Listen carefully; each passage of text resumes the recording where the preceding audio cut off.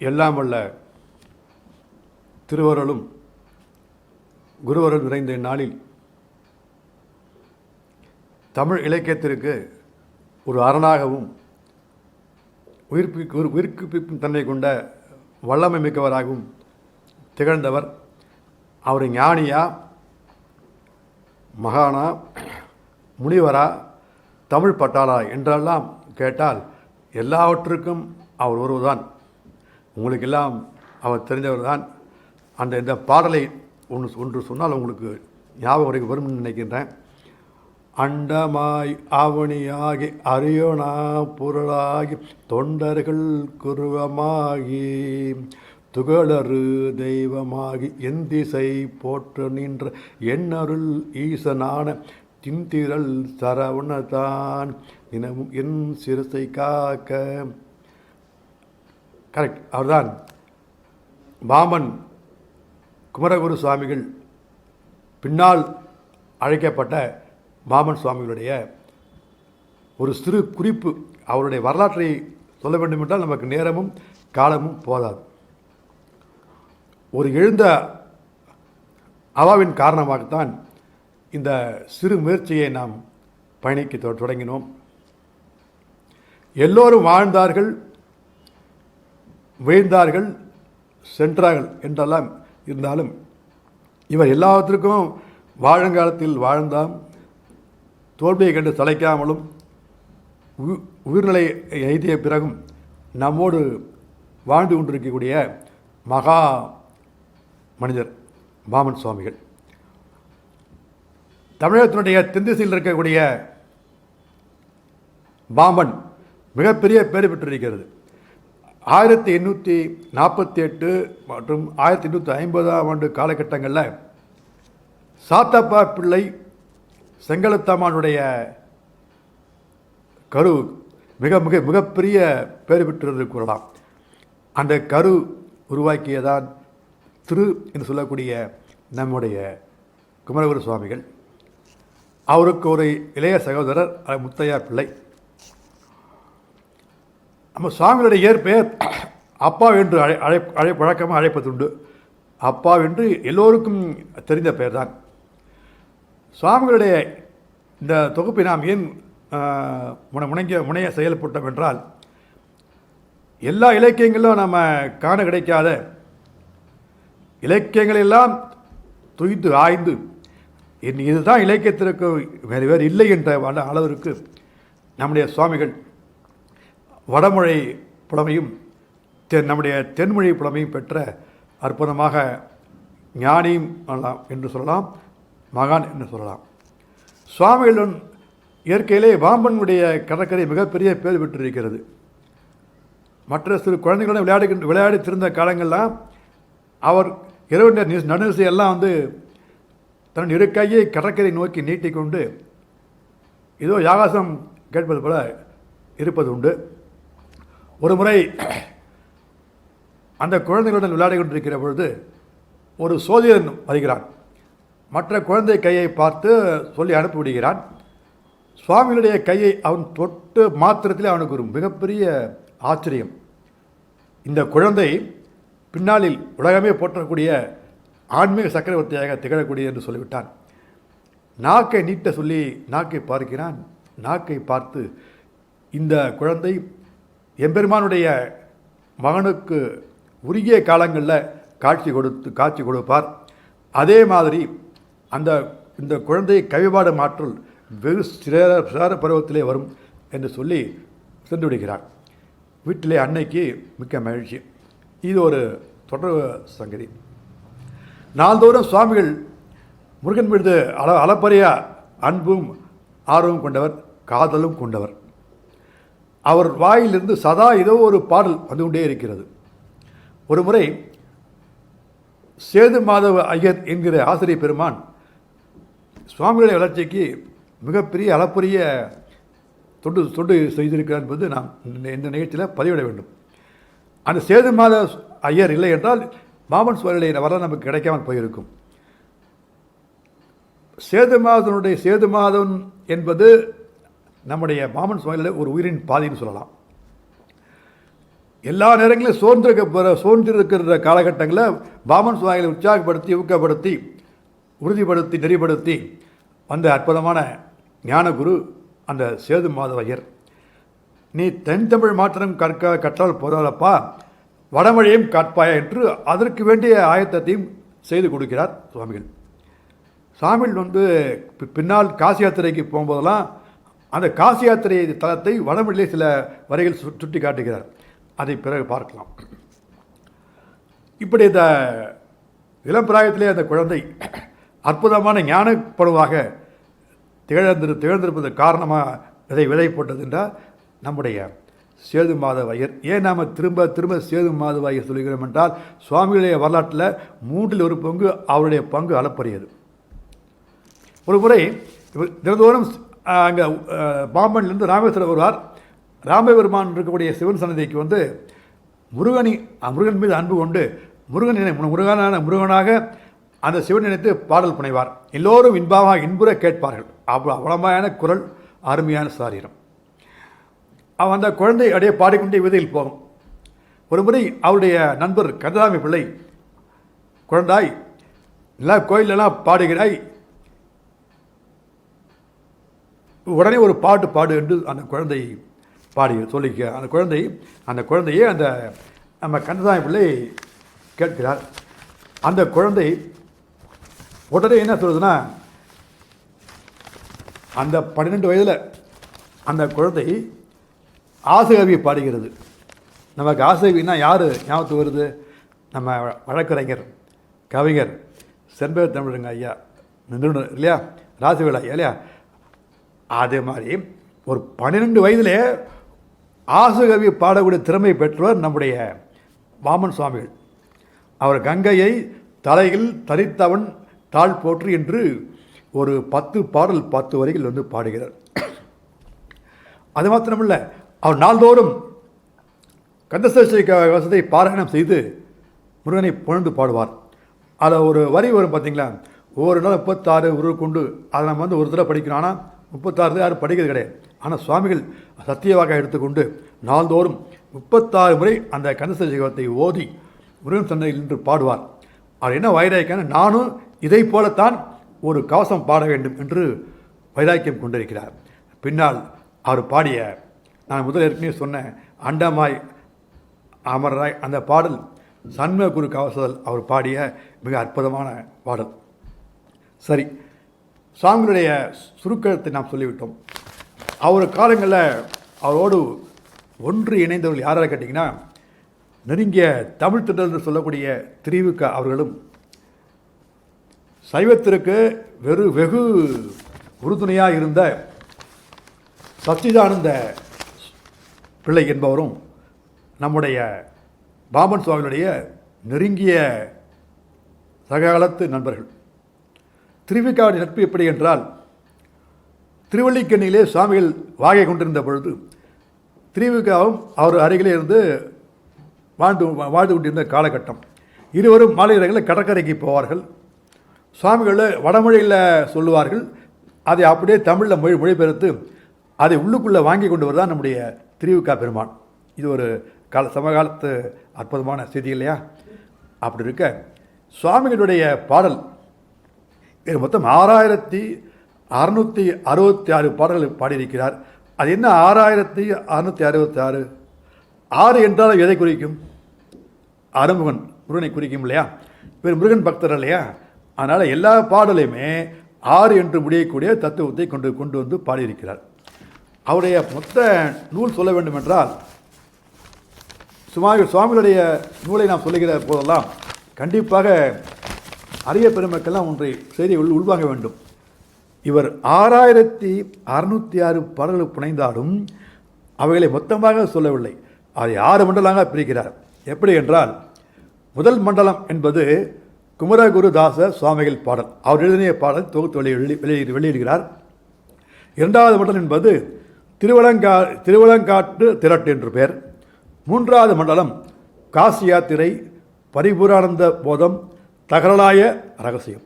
நான்காவது மண்டலம் என்பது சிறுநூல் திரட்டு, திருத்தல தரிசன கட்டளை கலித்துறைகள், சேந்தன் செந்தமிழ், 10 பிரபந்தம், குமரவேல், 10 குமாசவம், செக்கவேல் செம்மாப்பு, செக்கவேல் வேறுமாப்பு, சீவயரான வியாசம்.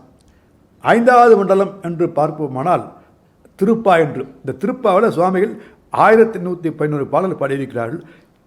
6வது மண்டலமாகிய ஸ்ரீமத் குமார சுவாமிகளுடைய பாமாலை. இதை நாம் ஏன் சொல்லணும்னா, நம்ம குறுகிய காலத்தில் நான் செய்திகளை சுருக்கமாக சொல்ல வேண்டும். ஒரு வாய்ப்பு கிடைப்பின் 2 பகுதியாக நம்ம சொல்லும்போது அவருடைய நூல் கண்டிப்பாக அதிக பெருமக்கள் அறிந்திருக்க வேண்டிய அற்புதமான ஒரு செய்திகள் சொல்ல வேண்டும். இந்த நூலை விரிந்து பார்த்துதான் நமக்கு நேரம் காலம் போய்விடும். நமக்கு காலத்தினுடைய அளவு முன்னிட்டு அவர் நூலை இப்போ மற்ற நம்ம பகிர்ந்து கொண்டோம். சுவாமிகள் அவருடைய திருவிளையாடல்களை நாம் தெரிஞ்சு கொண்டணும்.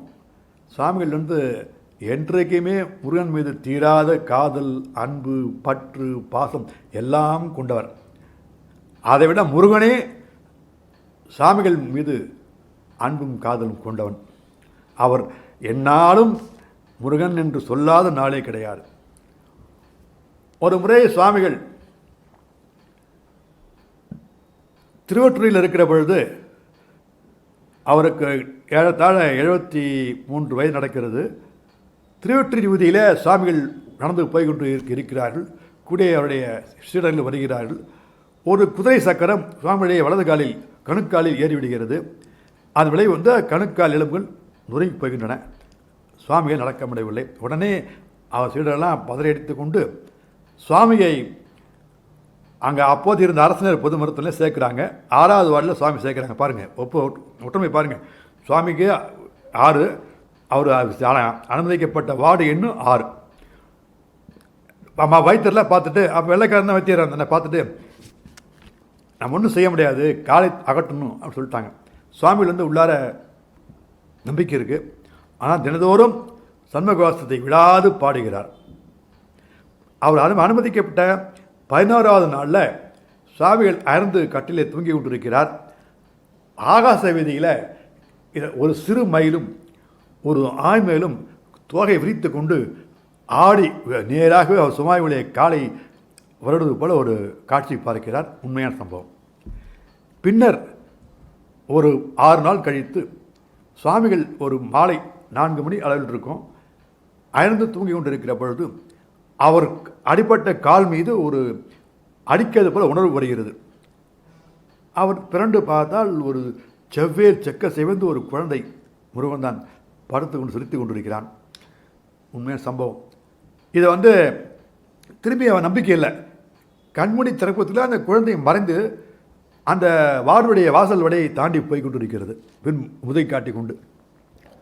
இன்னொரு செய்தி, இவருடைய உற்ற நண்பர்களாக்கிய கந்தசாமி பிள்ளையும் சிவபாத பிள்ளைகள்லாம் சுவாமிகளுடைய கால் முறிவு குணமாக வேண்டும் என்று சுவாமிகள் ஏற்றிய சண்முக குரு கவசத்தை நாள்தோறும் பாடி பயந்தார்கள். அப்படி அவர்கள் பாடி பயந்து வர காலகட்டங்களில் அந்த பாடலில் ஒரு வரி வருகிறது. ஏரக தேவன் என்தால் இருமுழங்காலும் காக்க சிறு உடை கணைக்கால் தன்னை சீரலைவாய் காக்க என்ற அந்த 4 வரிகளை எல்லா 3 நண்பர்களும் பாடுறாங்க. அதிசயம் நடக்குது. வீட்டில் சுவாமியுடைய காலை அந்த வேலுடைய இலை போன்ற அமைப்பு இருக்குது இல்லையா, அதன் நான் 3 அதே மாதிரி 3 வேலும் சுவாமியுடைய காயப்பட்ட காலை தாங்கி கொண்டு இருப்பதை அவர்கள் வீட்டில் காணக்கூடிய அற்புதமான காட்சி கிடைக்கிறது. உண்மையான சம்பவம். அதை ஓடி சுவாமி சொல்கிறாங்க, சாமியில் இது மாதிரி காட்சி கிடைக்குதான்னு. சாமி சிரித்து கொண்டார். என் அப்பனுடைய செயல் எனக்கு தெரியும் என்று முடித்து வைக்கிறார். விரைந்து கால் குணமாகிறது. மருத்துவர்களுக்கு மெடிக்கல் டிபார்ட்டை பார்த்தோன்னே ஒன்றும் புரியல. அது சொல்லுவாங்களே, இதான் மெடிக்கல் மிராக்கல்ஸ் அப்படிம்பாங்க. மருத்துவம் செய்ய முடியாதை மகானுக்கு அந்த இறைவன் செய்திருக்கிறான் இல்லையா. அப்படி அவருடைய இறந்து காலை வைத்து சர்வசாதாரண நடந்து போகிறதை பார்த்து டாக்டருக்கு மயக்க போட்டு கீழே விட்டாங்க. நம்ம முடியாத நினைச்சோம், முடிஞ்சு இப்படி போச்சு அப்படின்ட்டு. இது சுவாமிகளுக்கு முருகன் கொடுத்த அற்புதமான ஒரு கருணை கொடை. ஒரு முறை சுவாமிகள் திருச்செந்தூரில் கொங்கு மண்டபத்தில் அமர்ந்து பஞ்சாமிர்த வர்ணம் என்ற பாடல் பாடிக்கொண்டிருக்கிறார். அன்பர்களே, நண்பர்களே, அறியும் பெருமக்களே, நான் அதிகம் கற்காதவன். ஆனாலும் இந்த பஞ்சாமிர்த வர்ணம் யார் தொடர்ந்து பாடுகிறார்களோ அவர்கள் இல்லத்தில் முருகன் கண்டிப்பாக ஒரு சமிகை செய்வான். சத்தியமான வாக்கு. அந்த திருச்செந்தூரில் எல்லாம் அந்த பஞ்சாமிர்த வர்ணத்தை சுவாமிகள் பாடுகிறார். ஒரு 83 வயது முத்தம்மாள் என்ற பெண்மணி அமர்ந்து அதை காது கொடுத்து கேட்டு கொண்டிருக்கிறார்கள். அந்த 4 தூண் அருகில் ஒரு தூரத்தில் தெற்கு பக்கத்தில் இருக்கக்கூடிய அந்த தூணிலே ஒரு உருவம் மறைந்திருந்து இந்த பாடலை கேட்டு ரசிக்கிறது. இந்த பெண்மணி பார்த்தவுடன் அது மறந்து போய்விடுகிறது. மறுநாள் வெள்ளிக்கிழமை அந்த பெண்மணி முன்பு அந்த உருவம் தோன்றி, அம்மா என் கூட வான்னு அந்த குழந்தைய அந்த பாட்டி அழைத்து கொண்டு அந்த திருச்செந்தூருடைய மண்டபத்து முன்பாக போகிறது. முதலில் ஒரு ஒரு ஒரு பையனாக வந்தது. அது குழந்தை அந்த பாட்டிக்கு முன்பாக போகும்போது இருதாக மாறுகிறது, ஒரு பெண்ணாக மாறுகிறது. வந்தவன் கந்தன், கூட வந்தது வள்ளி. நேராக மலையை காட்டி அந்த அம்மையாருக்கு மயில் மீது காட்சி கொடுத்து மறந்து போகிறார். அந்த அம்மையார் மண்ணிலே புரண்டு உருண்டு முருகன் நமக்கு இப்படியும் இருக்கிறானான்னு சொல்லி ஓடி வந்து எல்லாருக்கும் பறைசாற்றுகிறார்கள். இப்படி தன் பாடலால், உள்ளத்தால், உயிரால், உணர்ச்சியால் ஒரு கடவுளையே தன் உள்ளே கட்டி போட்ட பாமன் சுவாமிகளுடைய வரலாற்று நமக்கு நேரம் சொல்லுவதற்கு நேரம் போதுமா? பத்தாது. ஏனென்றால் சுவாமிகளை ஒரு கைப்பிடிக்குள்ளோ இல்லை ஒரு நூலகத்துக்குள்ளோ அடத்திவிட முடியாது. அவர் ஆகாசம் போல வளர்ந்திருக்கக்கூடியவர். இன்னொரு செய்தி, 2 சம்பவங்கள் சொல்லி நான் நிறைவு செய்ய விரும்புகிறேன். சுவாமிகள் 25 வயது திருமணம் நடக்கிறது. அவருக்கு 2 ஆண் மகவு, ஒரு பெண் மகவு தரிக்கிறார்கள். அந்த பெண் மகவு என்ன கேட்டிங்கன்னா, அந்த முதல் குழந்தை முருகாண்டியா பிள்ளை, 2வது சிவஞானாம்பாள், 3வது குமரகுருதாச பிள்ளை என்று பெயர் சூட்டுகிறார். எல்லாருக்கும் திருமணம் முடித்து தன் கடமையை நிறைவு செய்து இல்லையார் நோக்கி பயணிக்கிறார், துவங்குகிறார். அதில் அவருடைய பெண் வயிற்றுக்கு பேரன் பிறக்கிறான். ஒரு நாள் அந்த குழந்தை விடாது அழுது கொண்டு இருக்கிறது. சுவாமிகள்கிட்ட போய் என்ன அவங்க அப்பாட்ட போய் கேட்குது, எனக்கு தெரியாது, கந்தனை கேட்டுக்க அப்படின்னு கை காட்டி விடுகிறார். வீட்டில் முருகன் படத்தின் முன்பு அந்த தாய் அந்த குழந்தையை கைகளை தாங்கிக் கொண்டு முருகா இப்படி என்று சொல்ல அடுத்த சில நிமிடங்களில் ஒரு காயுடை தருத்த ஒரு உருவம் இறங்கி அந்த குழந்தையை கைகளை தாங்கிக் கொண்டு அந்த குழந்தையை தலையை வருடி திண்ணூறு பூசிவிட்டு அந்த தாயிடம் கொடுத்து விட்டு மறைந்து போடுகிறது. உண்மையான சம்பவம். அதன் பிறகு அந்த குழந்தை ஆழவில்லை, சிரித்து சிரித்து எல்லாரையும் சிரிக்க வைத்தது. சுவாமிகள்கிட்ட கேட்டால் அவன் வந்திருக்கான், அப்பன் வந்தான் இல்லையா அப்படி என்று சொல்லி அருமையான மகிழ்ச்சி கொள்கிறார் நம்ம சுவாமிகள். சுவாமிகளுக்கு ஒரு 45 வயது இருக்கும். பாம்பனிலிருந்து ஒரு 25 கிலோமீட்டர் பிறப்பன் வலசை என்ற ஊரில் அவர் கூட கந்ததாய பிள்ளை, அந்த சண்முகநாத பிள்ளை எல்லாம் கூட போகிறாங்க. ஒரு மயானத்துக்கரில் சுவாமிகள் எல்லாத்தையும் நிற்க வைத்து, சதுரமாக எனக்கு மயான குடி வெட்டுங்கள், அதை முல்லை சுற்றி வேலை காமியுங்கள், என் அப்பன் முன்பாக முருகனுடைய அருள் கிடைப்பது முன்பாக என் முருகன் எனக்கு காட்சி கொடுத்தால் நான் உயிரோடு வருவேன், முருகனுக்கு காட்சி கொடுத்தால் மேல்வேன், இல்லை என்றால் மாழ்வேன் என்று சொல்லி அவர் அந்த சவக்குழிகளை அமர்ந்து இன்னும் சொல்கிறார், எனக்கு பச்சரிசியும் பாசிப்பயிரும் வையுங்கள், நான் உயிரோடு இருந்தால் உண்டு விடுவேன் என்று சொல்லிவிடுகிறார்.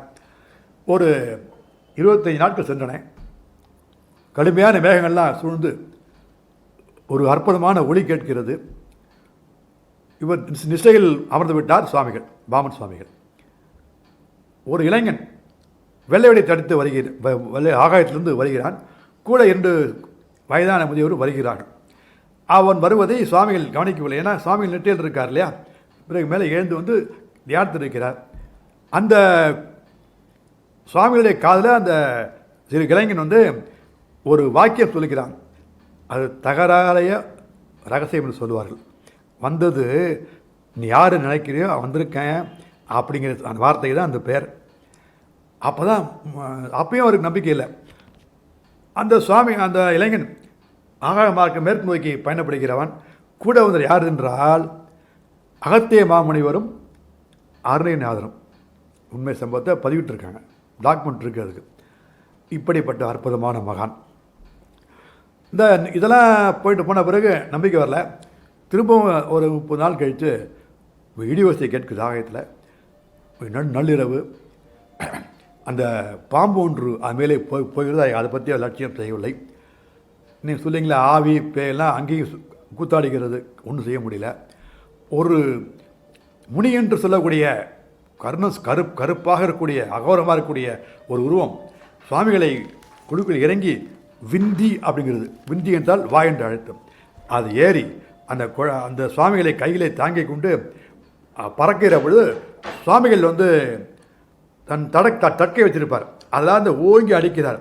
அந்த அடிவை தாங்க முடியாமல் அந்த முனி சுவாமிகளை கீழே போட்டுவிட்டு ஒரு மைல் தூரம் மேற்கே சென்று மறைகிறது. உண்மையான சம்பவம். ஏன் சொல்கிறோன்னா இதெல்லாம் தெரிஞ்சுக்கணும். எப்படிப்பட்ட மகான், துறவியா இல்லை முனியா, நீங்கள் தான் முடிவு செய்ய வேண்டும். எப்படி பார்த்தாலும் எல்லாத்துக்கும் பொருத்தமானவுடைய நம்முடைய பாமன் சுவாமிகள். நிறைவாக சுவாமிகள் 1929 30 மே மாதம் தன் நிலையை உணர்ந்து கொள்கிறார். எல்லாரும் அது திருவேற்றூரில் ஒரு வீட்டில் அழகிற எண் 36 நினைக்கிறேன், 36 அந்த எண்ணில் எல்லோரும் மாலையில் குடியிருக்காங்க. சுவாமிகள் அந்த அவர் காலத்தில் இருந்தவர் எல்லாத்துக்கும் சொத்து பொத்தெல்லாம் எழுதி முடித்து வச்சுறார். எனக்கு நிறைவேற்ற பிறகு எனக்கு நேரம் நெருங்கி விட்டது என்று சொல்லிக்கொண்டு 3 நாள் எதுவும் உணவு ஏற்கவில்லை. 4ஆவது நாள் உடம்பு இலகி போகிறது. அதை பாருங்கள், தன் மூச்சை உள்ளே இழுத்து அடக்கி கொண்டு கந்தனடி செல்கிறார். யார்? நம்முடைய பாமன் சுவாமிகள். சுவாமிகள் வாழ்ந்த காலம் 81 ஆண்டுகள். 81 ஆண்டுகள் யார் வாழ்ந்தார்? அப்பர் சுவாமிகள் மறைந்த 81 ஆண்டுகள் வாழ்ந்தார் இல்லையா? அப்பர் என்று போட்டக்கூடிய திருநகரத்தினுடைய மறைவும் 81 வயது. அது நினைவூட்டுகிறது. என்ன ஒற்றுமை பார்த்தீங்களா? ஆக இப்பேற்பட்ட மகான்கள்லாம் நம்முடைய தமிழ் மண்ணில் வாழ்ந்திருக்கின்றார்கள். வாரியார் சுவாமிகள் தன்னுடைய இசைஞானத்தால் முருகனை கட்டி போட்டவர். பாமன் சுவாமிகள் தன் உண்மை அன்பினால் நேரடியாக காட்சி கொண்டு தன் உள்ளத்தை என்றாலும் முருகனுக்கே கொடுத்தவர். பின்னாடி அவருடைய குடும்ப வாழ்க்கையில் இன்னொரு நிகழ்ச்சி ஒரு வாய்ப்பு இருக்குது, அதில் பகிர்ந்து கொள்ளலாம். ஏன்னா தமிழ் அறிஞர்கள் அதிகமாக இருக்கக்கூடிய இந்த சபையில் அவர்கள் சவாலாக ஒரு நூல் ஒன்று நான் திரைப்படுத்த விரும்புகிறேன். அந்த நூலுடைய பெயர் சுவாமிகள் எழுதிய வகிரவாளி என்ற பெயர். அது நான் நேற்று படித்தபடி எனக்கு ஒன்றுமே புரியல. அந்த நூலை நாம் இந்த சபையில் அரங்கேற்றம் செய்ய விரும்புகிறோம். ஏனென்றால் கற்றறிந்த சபையில் இருக்கக்கூடிய அறிஞர் பெருமக்களுக்கு அது சவாலான நூல். அது வேற்றுமை உருவா, ஒற்றுமை உருவா, பன்மையா என்மை என்று ஒரு அடித்தளம் இல்லாத ஒரு நூல். அது சுவாமிகள் ஏற்றிக்கிற நூல். அது எல்லாரும் அந்த நூலை நீங்கள் படிச்சுட்டிங்கனாலே உங்களுக்கு தமிழெல்லாம் சாதாரணம் தான். நிலையில் என்னுடைய பெருமக்களை உங்களுக்கு சிறு வேண்டுகோள் வைக்கின்றேன். சுவாமிகள் ஏற்றிய புகழ்பெற்ற சண்முககுரு கவசத்தை நாள்தோறும் நீங்கள் வாசியுங்கள். கண்டிப்பாக நல்லது நடக்கும். அது மாதிரி பஞ்சவர்ண கடாட்சம் நூலையும் அதை நான் கிடைக்கிற பொழுது உங்களுக்கு சபைக்கு வழங்குகிறேன். அந்த நூலையும் நீங்கள் வாசியுங்கள். சத்தியமாக கந்த கடவுள் உங்களுக்கு ஏதோ ஒரு ரூபத்தில் காட்சி கொடுப்பான் நிச்சயமாக. ஏன்னா அதை படித்தவர்கள் எல்லாருக்கும் முருகப்பெருமான் காட்சி கொடுத்த வரலாறு ஆவணப்படுத்தப்பட்டிருக்கிறது பாமன் சுவாமிகள் வாழ்க்கையில். அதனால் அவருடைய நூலாகிய சண்முககுரு கவசம், அவரை பகை கழிதல், இப்போ குமாரஸ்தவம், இப்போ நம்ம சொல்லியிருக்கக்கூடிய சண்முக கவசம், இவையெல்லாம் என்றாலும் நின்றாலும் உயன்றாலும் நாள்தோறும் அதை செவியோடு மற்ற செவிகளை ஓதுகிற மாதிரி வாசியுங்கள். அவளை யோசிக்க வைக்கும். சுவாமிகள் வந்து வடமொழியில் விற்பனை சொன்னோம் இல்லையா, அதுக்கு உதாரணம் நான் சொல்கிறேன். அந்த நூல் குமாரசவம், அதில் சொல்கிறாரு, ஷண்முக பதையே நமோ நம, ஓம் ஷண்முக மத பதையே நமோ நம, ஓம் ஷட்கிரீக பதையே நமோ நம. நிறைய வருது, ஒரு சில இடங்களை சுட்டி காட்டுறேன். ஓம் ஓம் தவராஜ பதையே நமோ நம, ஓம் உகார பதையே நமோ நம. இந்த உதாரணம் ஏன் சொல்கிறேன்னா, சுவாமியில் வந்து வடமொழியில் வல்லவர் என்பதற்கு சிறு எடுத்துக்காட்டு தான். அதனால் நிலையில் நாம் நிறைவு செய்ய நிலையை வந்திருக்கிறோம். ஆனால் மனம் விரும்பி நிலையை நிறைவுக்கு நாம் வரவில்லை. நேரம் காலம் கருதி இந்த உரையை நிறைவு செய்ய யாம் கடைபெற்றிருக்கிறோம். நன்றி, வணக்கம். கரெக்டாக வந்து